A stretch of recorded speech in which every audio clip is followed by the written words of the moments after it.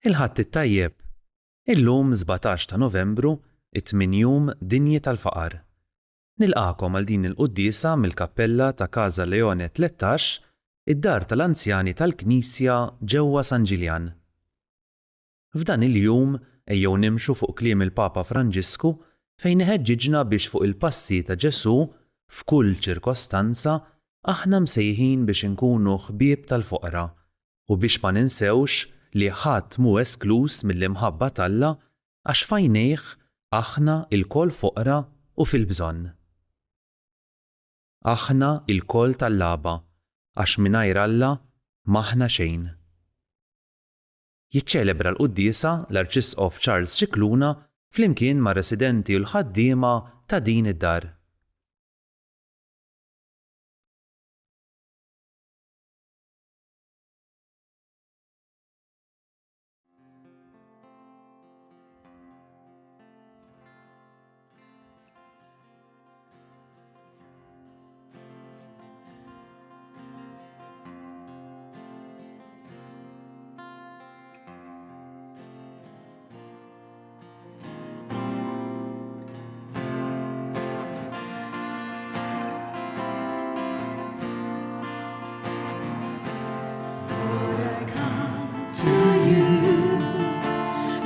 My heart be changed, renewed, flowing from the grace that I found in you.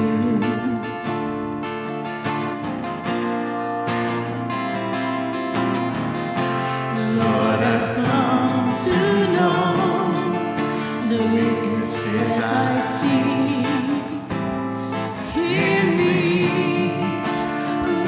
Stripped away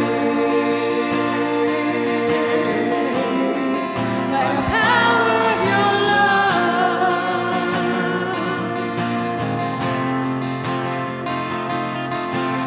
Hold me close, let your love surround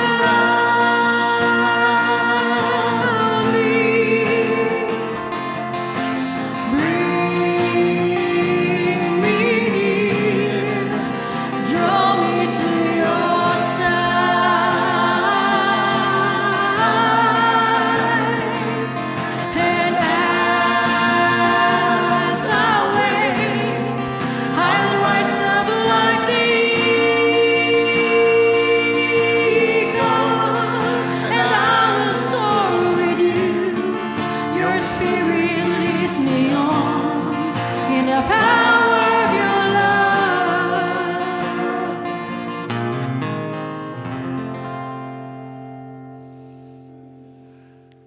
L-isem tal-Missier u tal-Iben u tal-Ispirtu Santu.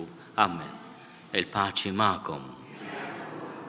Qegħdin noqorbu lejn tmiem is-sena liturġika, s-sena tat-talb tagħna flimkien, fil-fatt il-ġimgħa d-dieħla nagħmlu l-festa kbira ta' Kristu Sultan, Kristu Re. Il-ħadd ta' qabel ġeneralment ifakkarna fl-aħħar affarijiet. U ma tal-aħħar imma huma l-iżjed importanti. Importanti daqs l-ewwel affarijiet. Qed nitkellmu dwar tmiem il-ħajja, tmiem id-dinja. Hawnhekk qegħdin f'post li jiena nħobb insejjaħlu l-għadba tal-ġenna. Hawnhekk nilqgħu diversi minħutna anzjani li fil-maturità ta' ħajjithom għandhom ħafna erf x'jaqsmu magħna, ħafna esperjenza xi jgħaddulna, ħafna tagħlim importanti. Meta inti tiltaqa' ma' persuna anzjana, xi ħaġa li ħobb jgħidha ħafna l-Papa Franġisku, titgħallem is-sens tal-ħajja. Hawnhekk nawgura li l-Knisja tkompli tilqa' lill-anzjani tagħna, turihom għoża u gratitudni.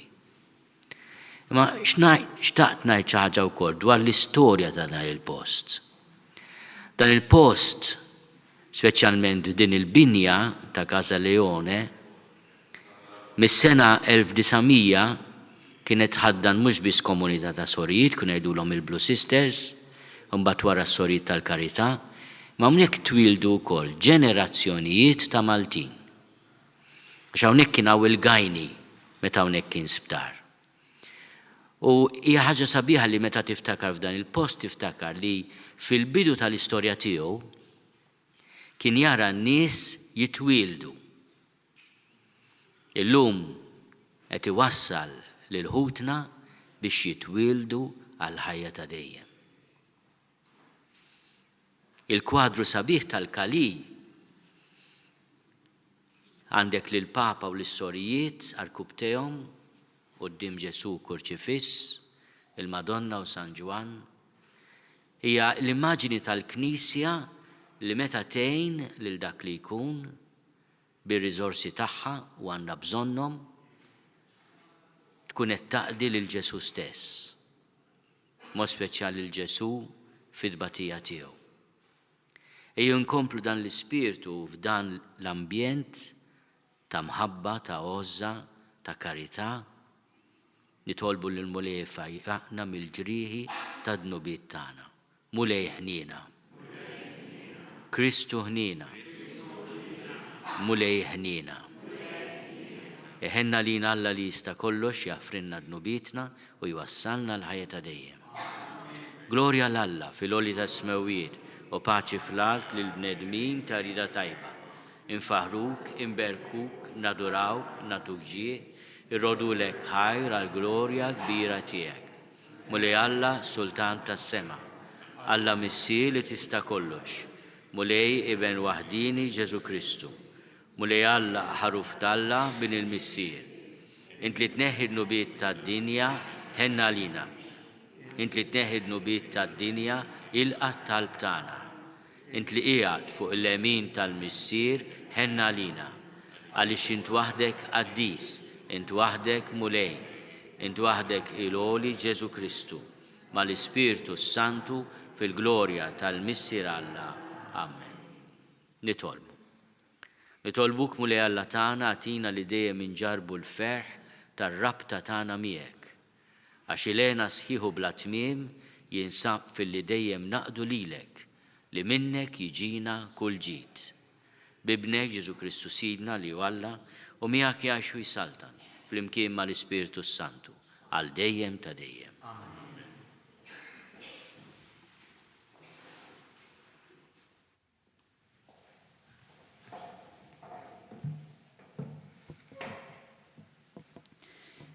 Qari mill-ktieb tal-profeta Daniel. F'dak iż-żmien iqum Mikiel, il-prinċep il-kbir, dak li qiegħed fuq quliet il-poplu tiegħek. Imbagħad jiġi żmien ta' għawġ li qatt ma jkun der ieħor bħalu minn mindu ġens kien ġens sa dak iż-żmien. Imma jkun żmien li fih il-poplu tiegħek jinħeles dawk kollha li kienu nstabu miktuba fil-ktieb. U ħafna minn dawk li huma rieqda fit-trab tal-art jinstembħu min għal ħajja ta' dejjem u min għal lajb u l-istmerrija għal dejjem. Il-bnedmin bil-għaqal ikollhom fuqhom dija bħal dik tas-sema u dawk li jkunu waslu l-ħafna fis-sewwa jkunu jiddu bħal kwiekeb għal dejjem ta' dejjem. Il-kelma tal-Mulej. Flimkien, ħarisna o Alla għax fik jien nistken. Ħarisna o Alla għax fik jien nistken. Mulej, inti s-sem tal-wirt u r-risq tiegħi. Inti żżomm fidejk xortija. Inżomm il-Mulej dejjem qudiemi għax bih fleminti qatt ma nitħarrek. Flimkien, ħarisna o Alla għax fik jien nistken. Ek tifraħ qalbi u tintenna ruħi u ġismi wkoll jistrieħ fil-kwiet għax int ma titlaqnix fl-imwiet. Ma tħallix il-maħbub tiegħek jara l-qabar flimkien, ħarrisni o Alla għax fik jien nistken. Int tallimni t-triq tal-ħajja, hemm il-milja tal-ferħ quddiemek, hemm ix-laxqa għal dejjem flemintek. Flimkien, ħarrisni o Alla għax fik jien nistken.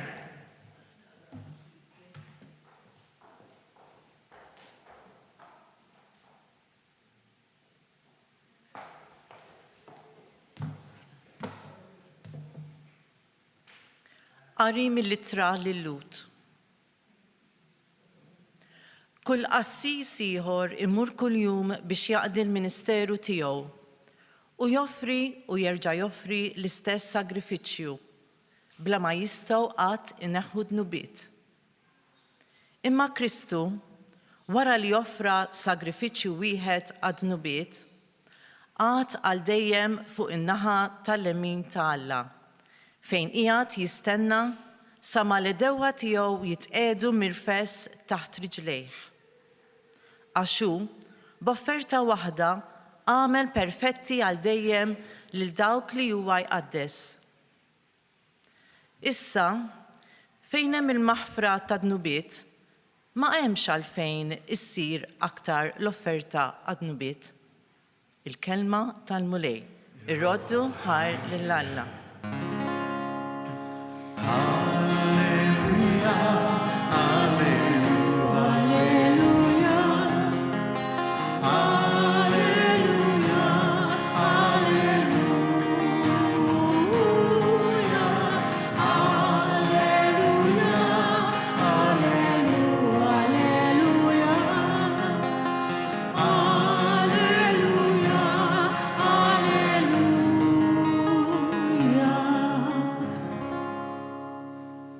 Istru u jitolbu l-ħin kollu biex tkunu tifilħu taddu minn kull ma għandu jiġri u tieqfu quddiem bin il-bniedem.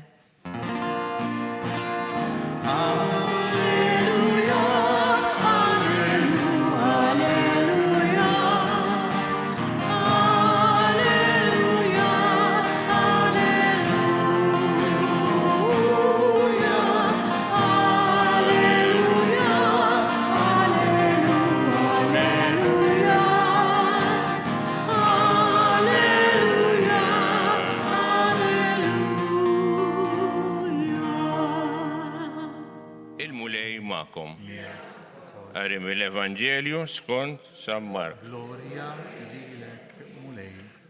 Dak iż-żmien Ġesu qal lid-dixxipli tiegħu, wara jiem ta' dwejjaq kbar ix-xemx tiddalla, il-qamar jitlef id-dija tiegħu. Il-kwiekeb jibdew jaqgħu mis-sema u l-qawwiet tas-smawijiet jitqalbu. Imbagħad jaraw il-bniedem ġej fi sħab qawwa kbira u bi glorja. Imbagħad jibgħat l-anġli biex jiġbor flimkien il-maħturin tiegħu mill-erba' tirieħ minn tarf l-art sa tarf is-sema.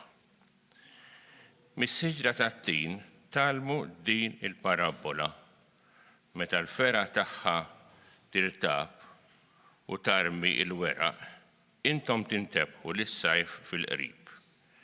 Hekk ukoll meta taraw dan jiġri, kunu għafu li ju fil-qrib, fil-bieb. Tassew ngħidilkom li ma jgħaddix dan il-nisel qabel ma jiġri dan kollu. Is-sema u l-art jgħaddu, imma kliemi ma jgħaddix. Dwar dak il-jum u s-sija, ħadd ma jaf meta se jaslu, anqas l-anġli fis-sema. U anqas liben ħadd ħlief il-missier. Il-kelma tal-mulej. Tifħir lilek.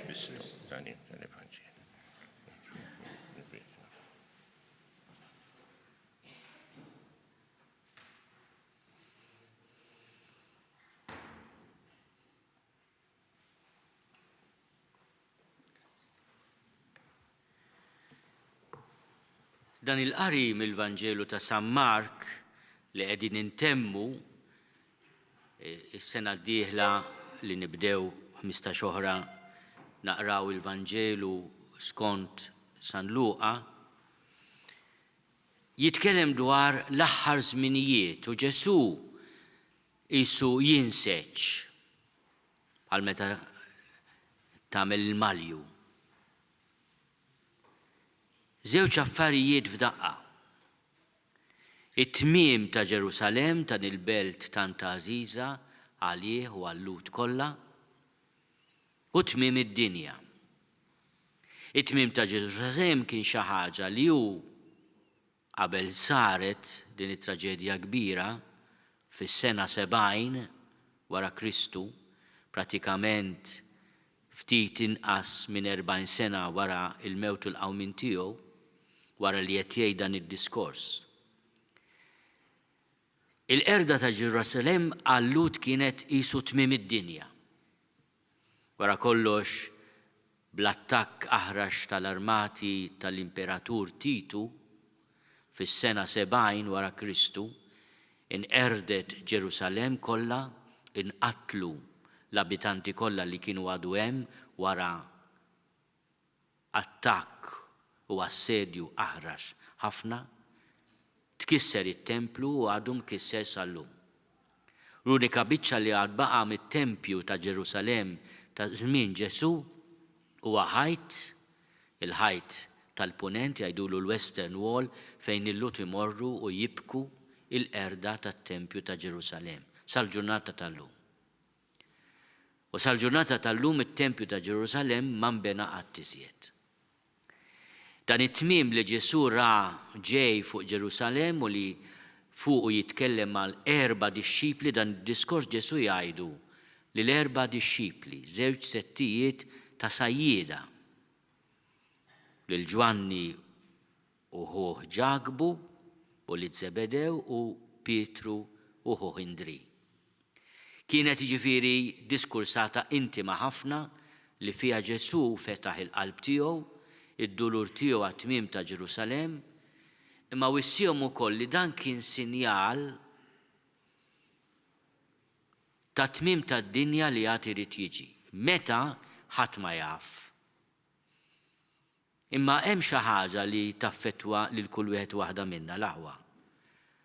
Li hija bejn dawn iż-żewġ avvenimenti li jitkellem dwarhom Ġesu.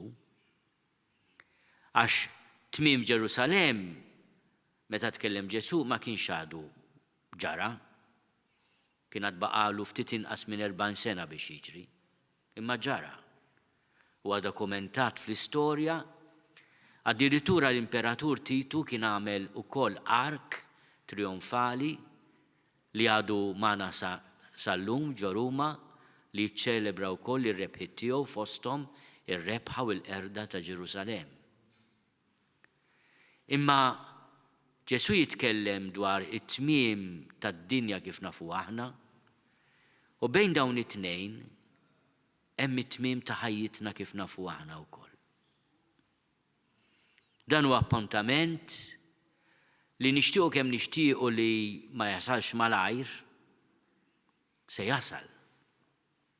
Intom min jaf kemm il-darba smajtuni ngħid il-Ġesu talba li nissuġġerixxi lil kulħadd jgħidha, Sinjur, meta trid imma m'iniex maġġel. Imma għalkemm m'iniex maġġel, il-Vanġellu tal-lum ifakkarni li dan l-appuntament mal-mulej se jasal fuqi kif se jasal ukoll fuqek. Kif jasal fuq kull wieħed waħda minna. Kif wasal fuq il-maħbubin tagħna li ħallewna. Jumejn ilu kelli xorti imbierek mill-ġdid il-kappella sabiħa li nbniet 160 sena ilu fiċ-ċimiterju tal-Addolorata. Hemm 300,000 Malti u Maltija mitfunin f'din il-belt li hija għandha l-popolazzjoni sta Malta. ċimiterju wieħed, iċ-ċimiterju l-kbir ngħidulu evidentement. Daw kollha ħutna li ltaqgħu mal-mulej. Ħallew bismana il-fdalijiet tagħhom. U forsi minħabba l-wirt xi ballan kwiet, imma daka ma nitlux fih. Għax inti xi tħalli warajk l-aħwa. Kif tkun għext, l-imħabba li bija tkun għext, jew in-nuqqas ta' mħabba. L-ewwel qari jgħidilna li dan l-appuntament mal-mulej fil-mewt tagħna u anke fit-tmiem id-dinja se jkun mument ta' mħabba imma wkoll ta' verità. Santu Wistin għandu espressjoni sabiħa nixtieq naqsama magħkom.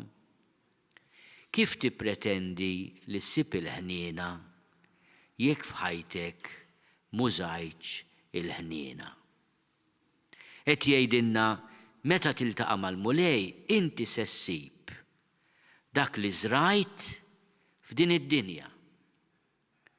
Żrajt l-imħabba u l-ħniena, se ssib il-ħniena. Żrajt il-mibeda u l-qerda, se jkollok il-ġudizzju. U din jagħti dinjità kbira lil ħajja tagħna l-aħwa. Għax għandna kultant anke tisimgħu lilna tgħidu iwa Alla jaħfer dejjem. U jalla l-mulej jagħtina wkoll il-grazzja tal-indiema. Imma jekk aħna nwebsu qalbna u fil-mibeda għexna u fil-mibeda immutu, il-laqa ma' Alla se tkun jibsa. Għax l-għażla tagħna naħdmuha hawnhekk l-aħwa, hawnhekk kif nittrattaw il-xulxin. Kont bil-ġuħ u tmajtuni, kont bil-għaġġ u sqejtuni, kont eri u libbistuni, kont marit u l-ħabs u ġejtu żuruni. Aħna u nisemgħu lil mulej jgħidilna intom araw naqra s-siġra tat-tin, aħna għandna l-grazzja li fil-pajjiż tagħna sakemm nibqgħu nibżgħu għalih. Għandna din l-esperjenza, s-siġra tat-tin, meta tasal ir-rebbija tibda tarmi. U nindunaw li waslet ir-rebbija u ġej is-sajf biex ingawdu wkoll mid-del tagħha u l-benna tal-frott tagħha. Mulej jgħidilna iftħu għajnejkom, ħarsu lejn is-sinjali ta' żminijiet. X'aħna kultant ħajjitna ngħixuha. Imma ngħaddu tant ngħaddu bl-għaġla li ma ngawdux il-veduta. Bent il-mulej jrid li aħna naslu, feridna naslu, ħejjejtilkom post. Hekk jgħidilna l-mulej l-aħwa, ħejjejtilkom post. Taf x'inhi d-differenza bejn il-ġenna u l-infern? Il-ġenna għandek post, ibbukjat. L-infern m'hemmx post għalik. Tagħmel xejn biex tmur, għax ikollu mbagħad jirranġa wara. Ma jekk tgħidu jien hemmhekk irid immur. Għax l-infern Ġesu jgħid maħluq għax-xitan u l-anġli tiegħu. Inti m'intix maħluqa għall-infern, inti għall-ġenna. Hemmhekk għandek post ibbukjat bħalma kellek hawn. Tafx inti aħna kultant ikollna xi waiting list ukoll.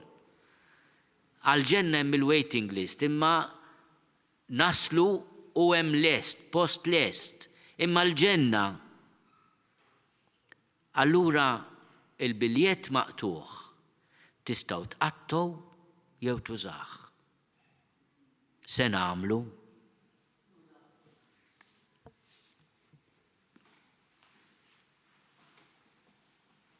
Jiena nemmen falla wieħed il-missier li jista' kollox, li ħalaq is-sema u l-art, dak kollu li jidher u dak li ma jidhirx. U f'mulej wieħed Ġesu Kristu, iben waħdini ta' Alla, imnissel minn missier qabel kull żmien. Alla minn Alla, dawn minn dawn, Alla veru minn Alla veru. Imnissel mhux magħmul, natura waħda mal-missier u bih sar kollox. Niżel mismewiet għalina l-bnedmin u għal-fidwa tagħna. U ħal-ġisem bis-seta tal-Ispiritu Santu minn Marija Verġni u sar bniedem. Salbuh għalina bata taħt Ponzju Pilatu, miet u difnuh u fit-tielet jum qam minn bejn l-imwiet skont il-kodba mqassa. U tela s-sema u jgħid fuq il-lemin tal-missier. U għandu jeġa jiġi bil-glorja biex jagħmel ħaq mill-ħajjin u mill-mejtin. U s-salbna tiegħu ma jkollix tmiem. U fl-Ispiritu Santu mulej li jagħti l-ħajja li ġej mill-missier u mill-liben, li hu meqjum mweġġa flimkien mal-missier u mal-liben u li tkellem b'fom il-profeti. U fi knisja waħda Qaddisa, Kattolika, Apostolika, nistqar ma' mudija waħda għal maħfra ta' dnubiet u nistenna l-qawma mill-imwiet u l-ħajja ta' żmien li ġej. Amen. Kif tafu l-aħwa llum il-Papa xtaq li ikun ukoll jum il-fqar. Illum se nagħmlu talba speċjali l-ewwel nett għal ħutna li għandhom bżonn speċjali tal-imħabba tagħna. Huma f'dawk il-kategoriji li semma Ġesu, kont bil-ġuħ u tmajtuni, kont bil-għaċċus ejtuni, kont maritu fil-ħabs u ġejtu żżuruni, kont eri u libbistuni, kont barrani u l-qajtuni. Ġesu isemmihom daw il-kategoriji. Il-Papa fl-aħħar jum qabel il-festa ta' Kristu Re xtaq li aħna naħsbu f'dawn ħutna li għandhom bżonn l-għajnuna tagħna, imma wkoll xtaq li f'dan il-jum niftakru fir-responsabilità tagħna. Għax inti tista' tgħid jiena x'impurtani. Imma bħalma ħadd pjaċir nara fil-maratona li għamilna l-Caritas, jimpurtani, mhux ma jimpurtanix. Illum il-ġurnata meta quddiem Ġesu jrid jiġġudika il-qalb tagħna fuq l-imħabba, mhux kemm għandna flus ta' sema fuq kif użajnihom. Quddiem Ġesu li huwa wkoll imħallef ħanin tagħna. Ngħidulu mulej jagħtini l-grazzja li meta niltaqa' miegħek fil-fqir inħobbok.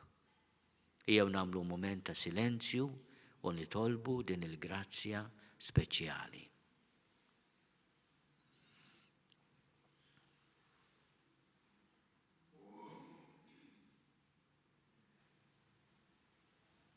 U nagħmlu karità wkoll aħwa maħutna l-mejtin. Il-karità maħutna l-mejtin hija t-talb u s-suffraġġju tagħna. Għatihom mulej il-mistrieħ ta' dejjem. Jistrieħu fis-sliem.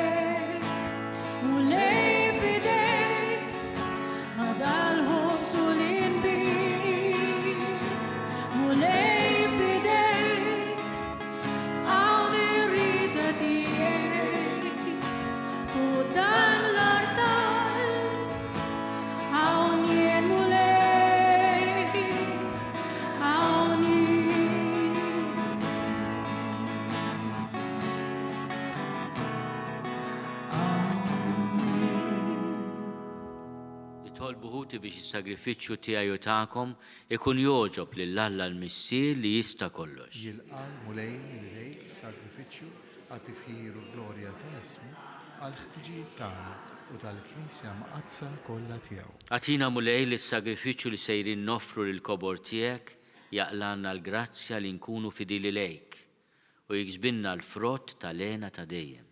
Bi Kristu Sidna. Amen. Il-mulej ma'kom. Miegħek ukoll. Nerfgħu qlubna l-fuq. Nerfgħu lejn il-mulej. Li żuħaj lill-mulej Alla tagħna. Hekk sewwa u xieraq.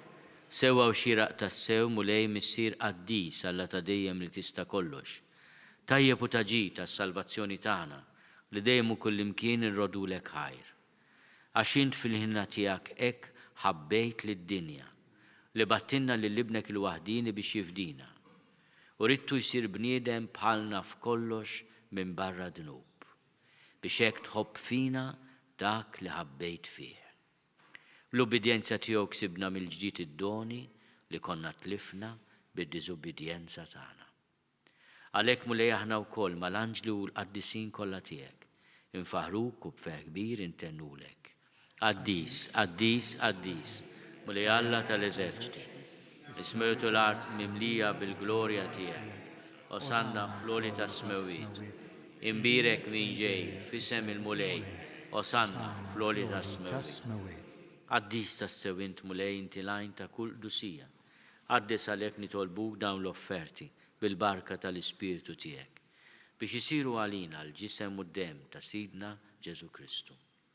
Li meta kien se jingħata biex minn rajħibati ħal-ħobs rat il-ħajr qasam tal-disċipli tiegħu u qal: Ħudu u kulu l-koll minn dan, għax dan huwa ġismi li jingħata għalikom.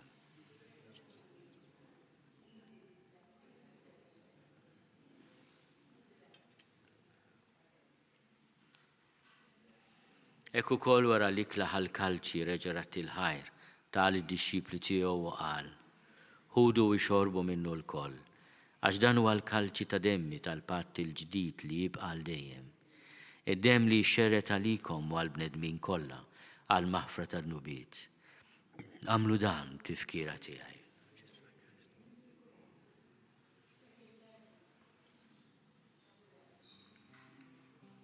Danu l-misteru tal-fidi. Inħabru l-lent, inxandru il-qawmi, nistennewk sa ma tiġi fil-glorja. Inħabru l-lent, inxandru il-qawmi, nistennewk sa ma tiġi fil-glorja.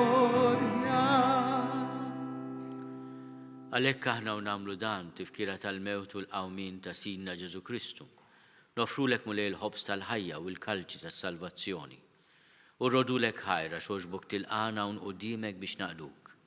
U miċ-ċokontana nitolbu li l-Ispiritu Santu jaqadna f'ġisem wieħed lilna li nieħdu sehem il-ġisem u d-dem ta' Kristu. Ftakar mulej fil-Knisja tiegħek imxerda mad-dinja kollha. Wettaqa fl-imħabba flimkien mal-Papa Franġisku. Miegħi għaddej tiegħek mingħajr ma jistoli. Mal-Isqof Joseph li qed jgħinni, mal-Isqof Anton u mal-Ministri tiegħek kollha. Ftakar ukoll fħutna li raqdu bit-tama tal-qawmien. Ftakar fil-mejtin kollha. Daħalhom qudiemek fid-dawl tas-sebħ tiegħek. Ħenna lina l-koll nitolbuk.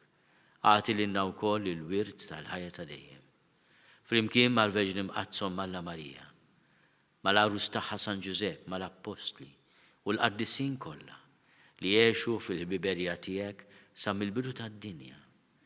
Għamel li magħhom minn faħruk u nsebħuk b'Ġesu Kristu ibnek. Bi Kristu, ma' Kristu fi Kristu, jingħata lilek Alla missier li tista' kollox, flimkien mal-Ispiritu Santu, kull ġieħu glorja għal dejjem ta' dejjem. Amen. Ejjew nitolbu kif għallimna u ridna nagħmlu li ben ta' Alla Ġesu għas-salvazzjoni tagħna. Missierna li inti fis-smawiet jitqaddes ismek tiġi saltnatek, ikun li trid int kif is-sema hekk da fl-art. Ħobżna ta' kuljum għatina llum, aħfrinna dnubietna bħalma naħfru l-minu ħati għalina. La daħalniex fit-tiġrib iżda eħlisna mid-deni. Eħlisna nitolbuk mulej minn kull deni. Għatina fit-tieb ħlina tiegħek il-paċi fi żmienna. Biex inkunu ħilsa dejjem midnub u mħarsa minn kull inkwiet. Aħna u nistennew u nittamaw ilena u l-miġja tas-Salvatur tagħna Ġesu Kristu. Mulej Ġesu Kristu li għat lill-Apostli tiegħek, inħallilkom is-slim natikom is-slim tiegħi. La tħares lejn dnubietna, iżda ħares lejn il-fidi tal-Knisja tiegħek. Għatija slimu l-għaqda li jint trid fiha, int li tgħixu s-saltan għal dejjem ta' dejjem. Il-paċi tal-mulej tkun dejjem magħkom. Għatu l-paċi lil xulxin.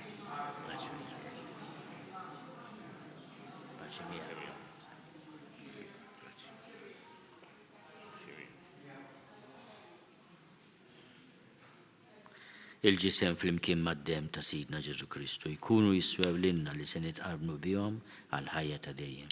Ħaruf talla li tneħid nubit tad-dinja ħenna lina. Ħaruf talla li tneħid nubit tad-dinja ħenna lina. Ħaruf talla li tneħid nubit tad-dinja għatina l-paċ. Mulej Ġesu Kristu bin Alla l-ħaj, bil-mewt tiegħek kif rid minnek il-missier u bil-ħidma tal-Ispiritu Santu, intajt il-ħajja lid-dinja. Dan il-ġisem u d-dem qaddis tiegħek eħlisni meħtieti kollha u minn kull ħasen. Żomni dejjem fidil lejn il-kmandamenti tiegħek u tħallini qatt ninfiret minnek. Mulej Ġesu Kristu nitolbok li din tqarbina bil-ġisem u d-dem tiegħek ma tkunx il-kundanna tiegħi. Iżda ħnina tiegħek tkun għalija ħarsin u l-fejqan ta' ruħi u ta' ġismi.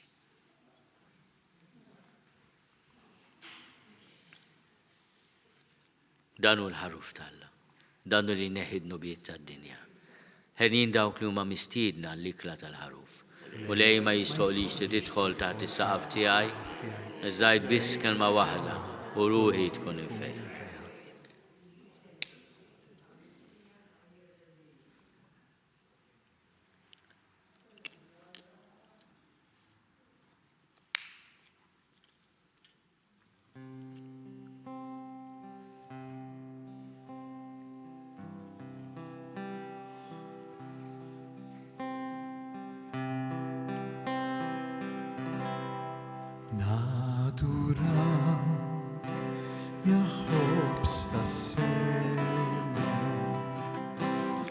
Frott l-imħabba li skepni għalik laġ li dlom titnije inti lena tal-bnedmin nadurak jaħobs tas-sema frott l-imħabba li sjebni nadurak jaħobs tas-sema frott l-imħabba li sjebni inti l-ewwa tal-qawwija inti s-saħħa tal-fajrit nadurak jaħobs tas-sema frott l-imħabba li sjebni nadurak jaħobs tas-sema frott l-imħabba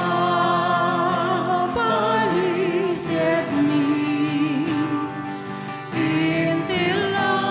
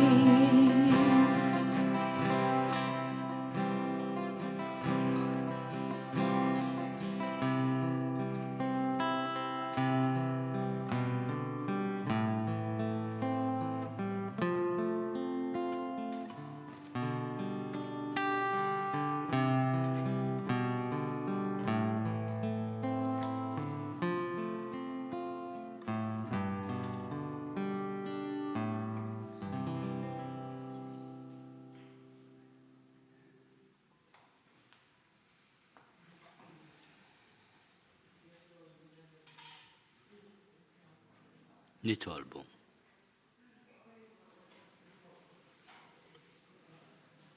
Ħadna mulej id-don tas-sagramenti mqaddis. Bl-umiltà kollha nitolbuk biex dan is-sagrifiċċju li jibni kornanna nagħmluh b'tifkira tiegħu ikun jiswilna biex nikbru fl-imħabba bi Kristu Sidna. Amen.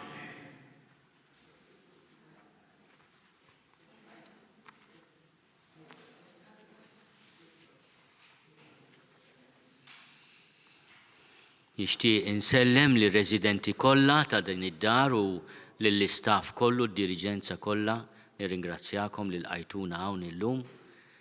Bħalissa qed issir ukoll mixja bris il-Malta Community Chest Fund. Insellem ukoll lill-eċċellenza tagħha l-President tar-Repubblika l kull min qiegħed jieħu sehem f'din il-mixja ta' solidarjetà. Nitolbu li dan l-ispirtu ta' mħabba u ferħ u b'mod speċjali ta' għajnuna li xulxin ibirek lil poplu tagħna. Il-mulej magħkom. Iberikkom Alla li jista' kollox, il-Missier u l-Iben u l-Ispirtu Santu. Amen. Morru fil-paċi ta' Kristu. Inroddu ħajr lil-Alla.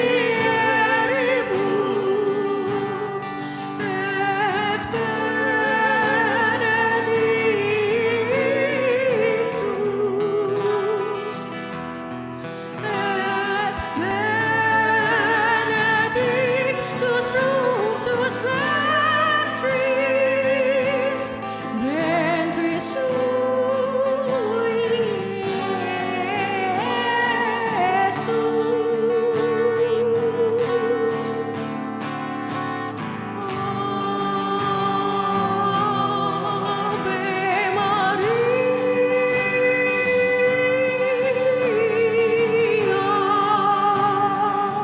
fit-tmiem din il-quddiesa mill-Kappella ta' Casalleone 13 f'San Ġiljan. Din id-dar imbniet fl-1900 bħala kunvent u sptar tas-Sorijiet tal-Kumpanija ta' Marija magħrufa aħjar bħala il-Blue Sisters, sakemm fl-1980 kellhom jitilqu minn Malta. 5 snin wara din id-dar infetħet bħala dar tal-anzjani bit-tmexxija tas-Sorijiet tal-Karità. Mill-2005 bdiet titmexxa mill-Arċidjoċesi ta' Malta u llum tilqa' fiha 100 resident anzjan.